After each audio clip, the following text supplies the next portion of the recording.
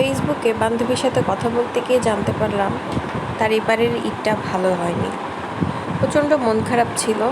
তো আমি জিজ্ঞেস করলাম কি হয়েছে। তার ছোট বাচ্চার জন্মদিন, এই উপলক্ষে সে একটা কেক ওনাকে আনতে পারেনি। আমি বললাম কেন, কি হয়েছে, কোনো টাকা পয়সার সমস্যা নাকি? বলল না, কোনো টাকা পয়সার সমস্যা না, যেহেতু সে জয়েন্ট ফ্যামিলিতে থাকে, তার শ্বশুর বাড়ির লোকরা তাদের যে মানে আর কি বাচ্চার বা তাদের যে ব্যাপারগুলা, এগুলা নিয়ে তারা অনেক ঝামেলা করে। আমি বললাম কি হলো, কি ঝামেলা? তখন সে বলতেছে যে তারা নাকি ইসলামে বার্থডে যেহেতু নাই, যার জন্য তারা এগুলো পছন্দ করে না। তার নিজের জন্মদিন বা তাদের যে বিবাহ বার্ষিকী, এগুলো নাকি তারা উদযাপন করা পছন্দ করে। তারা নাকি অনেক ইসলামিক মাইন্ডের।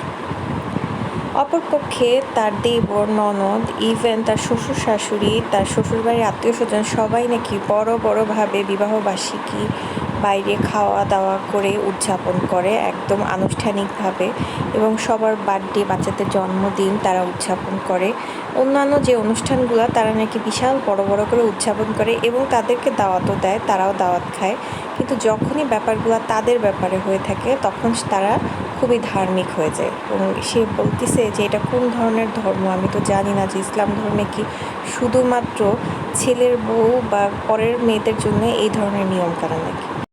ও মনোকষ্টে শেয়ার করতে পারলেও অনেক মেয়েরা কিন্তু এইসব শ্বশুরবাড়ির যন্ত্রণা শেয়ারও করতে পারে না। ওকে সান্ত্বনা দেওয়ার ভাষা আমার কাছে ছিল না।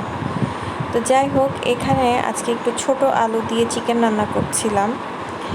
তো এই দেখেন, এখানে 2 ভাগে করে রেখে দিয়েছি। 2 ভাগ করে রাখার জন্য আমাদের 2 দিন যাবে। আজকের জন্য এখানেই বিদায় নিচ্ছি। ভালো থাকবেন, সুস্থ থাকবেন, ধন্যবাদ।